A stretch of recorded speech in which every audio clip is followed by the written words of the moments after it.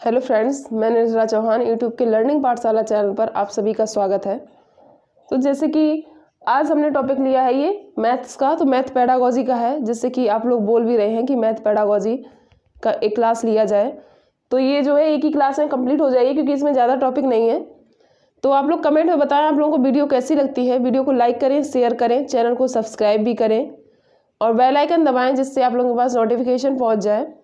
और टेलीग्राम भी ज्वाइन कर लें, चाहे कमेंट बॉक्स से आप लोगों को लिंक मिल जाएगा या डिस्क्रिप्शन बॉक्स से, तो आप लोग वहाँ से टेलीग्राम ज्वाइन करें।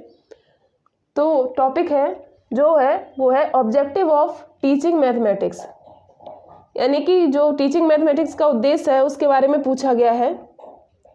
तो इसके बारे में पढ़ेंगे ऑब्जेक्टिव ऑफ टीचिंग मैथमेटिक्स, कि बच्चा मैथ को एंजॉय के साथ सीखे। जो बच्चे हैं वो मैथ को बोझ समझ कर ना सीखें, एंजॉय के साथ सीख सकें। एंजॉय के साथ उनके साथ मतलब कोई ये जो सामग्री होती हैं, शिक्षागत सामग्री, उनका यूज करके अगर उनको सिखाया जाए, या कोई जैसे कहीं बाहर बेचकर उनके खुद के द्वारा कोई चीज़ें मंगवा कर उनको काउंट करके फिर सिखाया जाए, या जैसे दीवार में भी लिखा हुआ होता है उस तरीके से मतलब उन्हें एंजॉय के साथ सिखाया जाए, तो वही उद्देश्य बताया गया है। और मैथ को बच्चे के जीवन में अनुभव से जोड़ें, मतलब मैथ जो है वो बच्चे के जीवन में अनुभव के साथ उसके जोड़ें, उसने जो अनुभव किया है उसके साथ जोड़कर पढ़ाई जाए मैथ। फिर है तार्किक क्षमता का विकास करें, उसकी जो तार्किक क्षमता है, जो थिंकिंग है, मैथमेटिकल थिंकिंग है, तो उसको क्या है विकास करें, उसका डेवलपमेंट करें। फिर है बच्चे को बेसिक स्ट्रक्चर समझ आ जाए, किसके जैसे एग्जाम्पल है अरिथमेटिक के, ज्योमेट्री के, ट्रिग्नोमेट्री के आदि ये सब हैं। तो इन सभी के उसे क्या हो जाए बेसिक स्ट्रक्चर जो है वो समझ आ जाए। फुल नॉलेज तो नहीं वो प्राप्त कर सकता है, पर इसमें क्या है वो बेसिक चीज़ें इनको समझ आ जाए। फिर है उसके बाद में अकॉर्डिंग टू जॉर्ज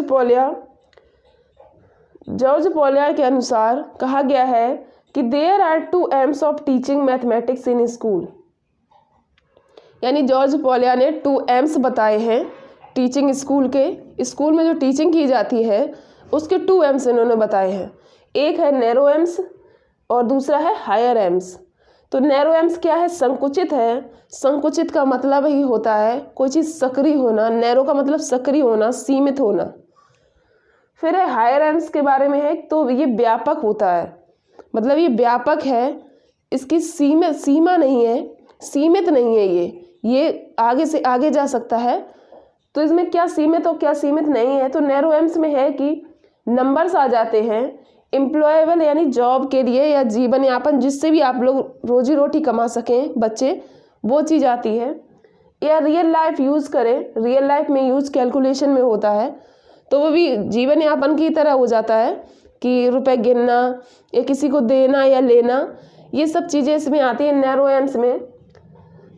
तो नंबर्स की एक तो समझ हो गई नैरो एम्स में। दूसरा जॉब के लिए कोई दुकान खोले है या कोई कहीं जॉब कर रहा है, सैलरी मिलेगी, उसको गिनेगा या किसी को देगा वापस करेगा, ये सब चीज़ें होती हैं, कैलकुलेशन आती है। फिर है हायर एम्स में, इसमें फाइंड सॉल्यूशन होता है, यानी प्रॉब्लम है तो प्रॉब्लम को सॉल्व करना या रिसर्च करना, ये सब इसमें व्यापक चीज़ें आती हैं, यानी कि हायर चीज़ें आती हैं। रिसर्च करना, प्रॉब्लम को सॉल्व करना और आगे इसके आगे भी काफ़ी चीज़ें होती हैं। तो इसमें जो कि व्यापक चीज़ें हैं जिसका कोई अंत ना हो, तो ये हायर एम्स में आती हैं। तो अकॉर्डिंग टू जॉर्ज पोलियर पढ़ लिया कि इन्होंने 2 एम्स दिए हैं, तो इसको याद रखें किसने 2 एम्स दिए हैं, तो जॉर्ज पोलियर ने। फिर नेक्स्ट है अकॉर्डिंग टू एनसीएफ 2005।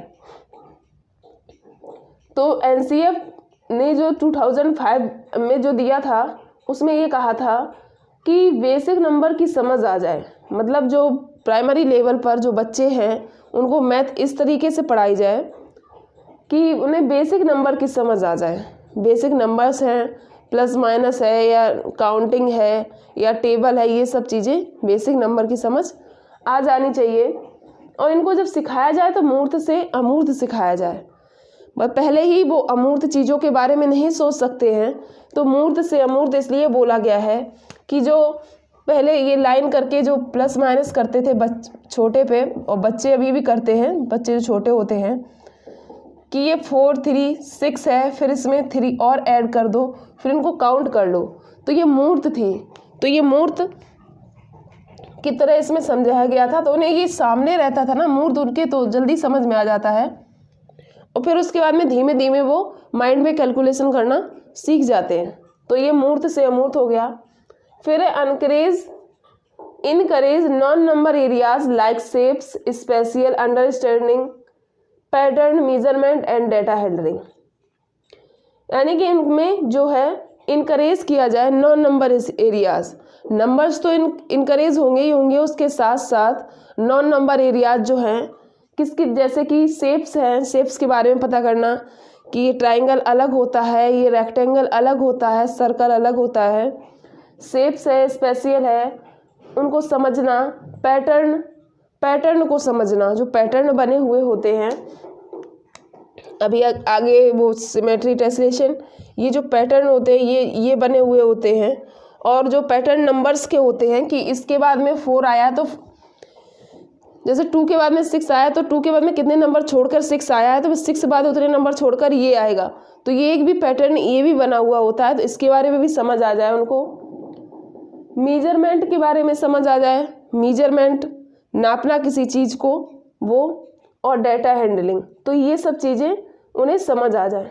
तो इन सब चीज़ों को आप लोग याद रखें कि पैटर्न है, मेजरमेंट है, प्राइमरी लेवल पर क्या क्या पढ़ाया जाता है, ये चीज़ एग्जाम में क्वेश्चन में पूछी जाती है।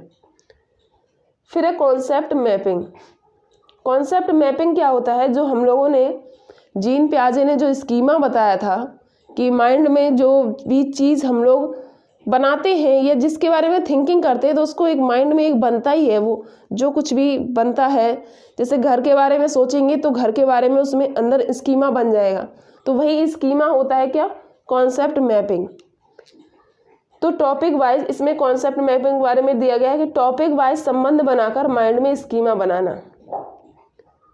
यानी जो कॉन्सेप्ट मैपिंग है ये बच्चे और जो टीचर हैं दोनों बना सकते हैं कि जो टॉपिक है उनको एक दूसरे से रिलेट कर दें, रिलेट करके फिर स्कीमा बनाएं तो अच्छे से समझ में आएगा।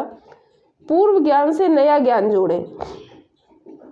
जैसे कि उसने पहले से जो टेबल है या 1 2 3 ये काउंटिंग है सीख रखी हैं, तो उसको प्लस माइनस करने के साथ जोड़ें। अगर वो मल्टीप्लाई करेगा तो उसमें टेबल का यूज होगा। तो पूर्व ज्ञान से नए ज्ञान को जोड़ना कॉन्सेप्ट मैपिंग में आता है। फिर इससे लर्निंग स्ट्रांग होती है, तो उसने इससे क्या होता है, उसकी जो सीखने की क्षमता होती है वो मजबूत होती है। तो ये कॉन्सेप्ट मैपिंग के बारे में हुआ। इसके बाद में दिया गया है कि the van Hiele theory of geometric thought. यानी ये जो वैन हिले हैं इन्होंने थ्योरी दी है ज्योमेट्रिक पर, यानी ज्यामिति के आधार पर। ये जो वैन हिले हैं, वैन हिल बोलो या वैन हिले बोलो, इन्होंने ज्योमेट्री पर थ्योरी दी है। ज्योमेट्री पर आधारित है इनकी थ्योरी, ज्योमेट्री। तो इन्होंने ज्योमेट्री पे दिया है। तो इसमें जो इन्होंने ये क्लासेस में दिया है, ये बांटा हुआ है। विजुलाइजेशन है, एनालाइज है, इनफॉर्मल डिडक्शन है, रिगर है। तो फर्स्ट पे ये है शेप्स। तो ये जीरो जो स्टेज होती है, जीरो, ये विजुलाइजेशन की होती है। जो हमारे जो हम लोग पेडागोजी पढ़ रहे हैं ये हमारी प्राइमरी लेवल की है 1 to 5 तक। तो इसमें जो कुछ भी है वो प्राइमरी लेवल तक है 1 to 5 तक। तो इसमें फर्स्ट सेकेंड और थर्ड स्टेज तक पूछा जाता है, बाकी की ये ऊपर की स्टेज है। तो ये जो शेप्स है, शेप्स के बारे में दिया गया है कि जीरो जब स्टेज होती है यानी विजुलाइजेशन होता है, तो बच्चा सिर्फ ये देखता है कि ये जो शेप्स है, ये जो शेप्स है ये सब क्या है, ये अलग है। ये शेप्स क्या है, अलग है। पर उन्हें ये नहीं पता ये किस तरीके से अलग है, पर उन्हें ये दिख रहा है कि हाँ ये सभी अलग अलग हैं। इतना पता है उसे कि ये थोड़े अलग से दिख रहे हैं, ये अलग दिख रहा है, थोड़ा ये अलग दिख रहा है, पर उसे ये नहीं पता ये क्या है और ये क्या नहीं है, उन्हें नहीं पता है।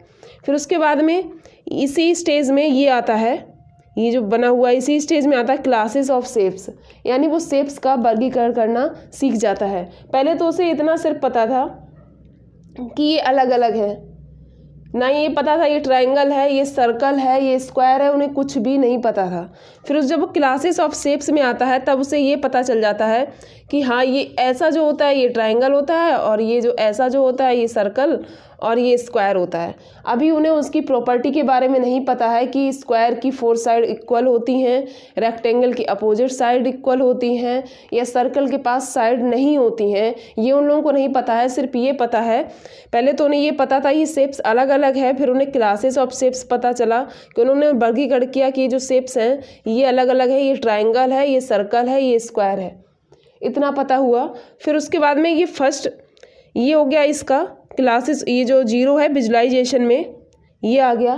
फिर उसके बाद में फर्स्ट एनालिसिस स्टेज पर जब वो आया तो उसे ये तो पता ही है, क्लासेस ऑफ शेप्स तो उसने पता ही कर लिया था। ये डबल डबल स्टेज में चलती हैं, इसमें भी चल रहा है और इसमें भी चल रहा है। फिर आएगा प्रॉपर्टी ऑफ शेप्स। अब जब वो प्रॉपर्टीज ऑफ शेप्स के बारे में जानेगा, फर्स्ट पे आएगा एनालिसिस के बारे में, तो इसमें क्या होगा कि वो इस समझ जाएगा कि इसके जो 4 साइड हैं, स्क्वायर के पास कितनी साइड्स हैं, 4 हैं, और रेक्टेंगल के पास भी 4 साइड्स हैं, बट स्क्वायर में ऑल साइड्स इक्वल होती हैं और रेक्टेंगल में अपोजिट साइड्स इक्वल होती हैं या पैरेलल साइड्स इक्वल्स होती हैं, और सर्कल के पास में साइड नहीं होती हैं, ट्राइंगल के पास में 3 साइड्स होती हैं। ये सब चीज़ें वो समझ जाएगा। फिर उसके बाद में फिर ये सेकेंड पर आएगा इनफॉर्मल डिडक्शन के बारे में जानेगा कि इनफॉर्मल डिडक्शन की जब स्टेज आएगी तो ये प्रॉपर्टी ऑफ शेप्स के बारे में जान चुका था। अब रिलेशन अमंग प्रॉपर्टीज़, यानी कि इसमें जो रिलेशन को समझेगा उसमें कि इसमें क्यों है और कैसे है। जब वो इस सेकेंड स्टेज पे आएगा इनफॉर्मल डिडक्शन पर, तो वो ये समझेगा कि ये क्यों है, क्यों इक्वल है, क्यों नहीं है और कैसे है, ये सब कुछ समझने लगेगा। तो हमारे प्राइमरी में ये जो यहाँ तक जो स्टेज है यहीं तक पूछा जाता है। 0, फर्स्ट, सेकेंड, थर्ड और फोर्थ की स्टेज नहीं पूछी जाती है। तो ये इतना आप लोगों को समझ में आया होगा कि पहले तो वो शेप्स के बारे में समझता था कि ये शेप अलग अलग हैं, फिर क्लासेस ऑफ शेप्स को उसने समझा कि क्लासेस ऑफ शेप्स यानी कि ये अलग अलग है, ट्रायंगल है, सर्कल है, ऐसे समझ लिया। फिर उसने प्रॉपर्टी को समझा कि ट्रायंगल में 3 साइड्स होती हैं, स्क्वायर में 4 साइड्स होती हैं, इक्वल होती हैं, कहाँ इक्वल नहीं होती हैं।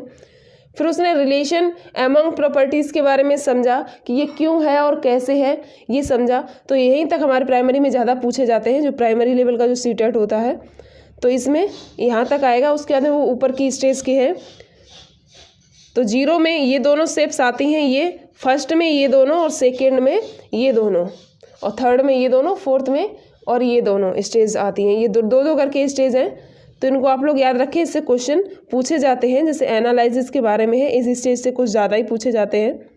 अब नेक्स्ट टॉपिक है सिमेट्री के बारे में दिया गया है कि सिमेट्री में है the quality of being made up of exactly similar parts facing each other और अराउंड एन एक्सिस। यानी सिमेट्री में बताया गया कि मतलब सिमिलर पार्ट होते ऐसी थिंग्स जिसको हम अगर 2 पार्ट करें और उसको ऊपर अगर ऐसे जैसे हाथ है, इनको ऐसे चिपका दे तो ऊपर हाथ जैसे आ जाते हैं बिल्कुल बराबर पर। तो इसमें वो थिंग्स आती हैं, थिंग्स हैं या कोई जैसे इसमें ये ट्रायंगल ही दिया गया है, अगर इस ट्रायंगल को हम बीच से कट करेंगे, इसको फोल्ड कर दें तो ये बिल्कुल उसके ऊपर आ जाएगा, बिल्कुल सेम, बिल्कुल ये नहीं दिखेगा कि ये 2 अलग अलग पार्ट है। वैसे ही हमें लेटर्स में पूछा जाता है, जैसे बी है, बी को अगर हम बीच से डिवाइड करेंगे यहाँ से ऐसे, तो इसको अगर हम ऐसे फोल्ड करेंगे तो बी बिल्कुल ऊपर आ जाएगा, बिल्कुल भी ये नहीं लगेगा इसके 2 पार्ट है। तो ऐसे ही पूछा जाता है तो इसके बारे में। तो इसमें ये सिमेट्री है, सिमेट्री में ये है। इसमें जो पूछ भी लेते हैं कि जो प्राइमरी लेवल पर सिमेट्री टेसिलेशन पढ़ाया जाता है, क्वेश्चन में ऐसे दे देते हैं सिमेट्री टेसिलेशन, फिर 1-2 ऑप्शन और दे देंगे कि क्या प्राइमरी लेवल पर नहीं पढ़ाया जाता है या पढ़ाया जाता है। फिर है टेसिलेशन। तो सिमेट्री में यही है कि जो ऐसी थिंग्स हो या कोई भी हो, कोई डब्बा हो या कुछ भी ऐसे काट दे जिसको बीच से काटने पर, उसके ऊपर फोल्ड करने पर बिल्कुल उसके ऊपर सटीक बराबर आ जाए, तो वो सिमेट्री में आता है। फिर है टेसिलेशन।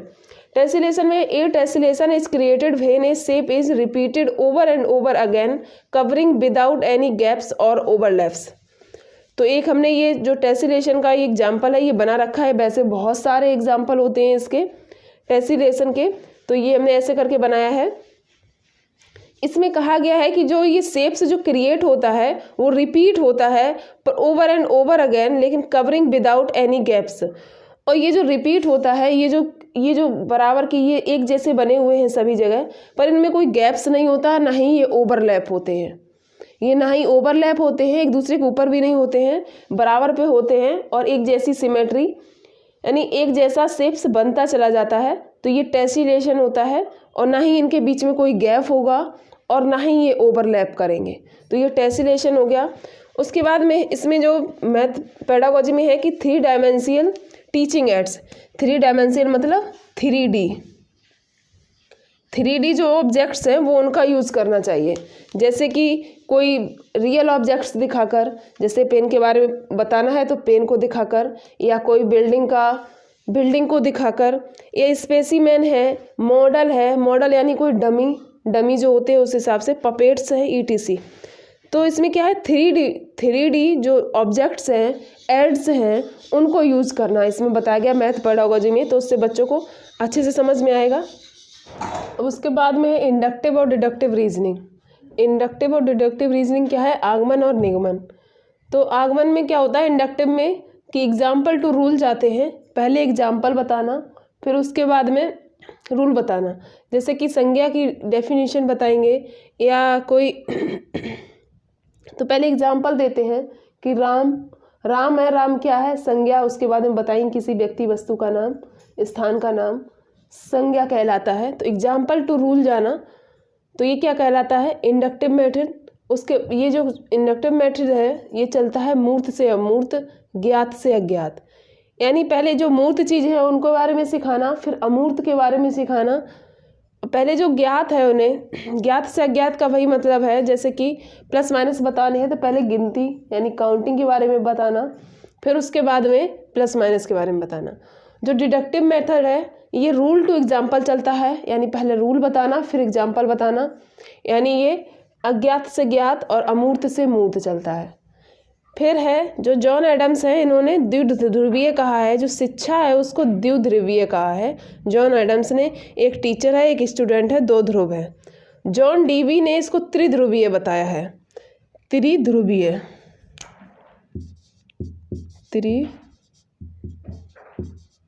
त्रिध्रुवीय बताया है।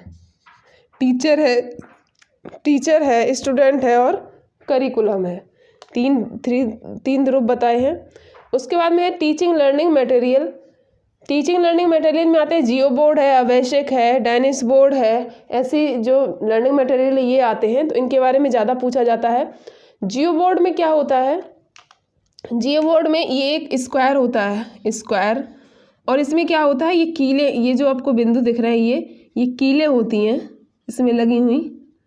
ये जो स्क्वायर बोर्ड है ये लकड़ी या प्लास्टिक किसी का भी हो सकता है। इसमें ये कीलें लगी हुई होती हैं और कीलों में ये जो रबड़ फंसाकर, मतलब ऐसे करके ये रबड़ फंसाकर ये शेप्स बनाए जाते हैं। ठीक है, ये क्या जो स्क्वायर है ये लकड़ी का या प्लास्टिक का किसी का भी बना हो सकता है, और इसमें ये कीलें लगी हुई होती हैं। इन कीलों में रबड़ फंसाकर, ये जो कीले हैं इनमें रबड़ फंसाकर ये जो शेप्स है ये बनाए जाते हैं, सिखाया जाता है।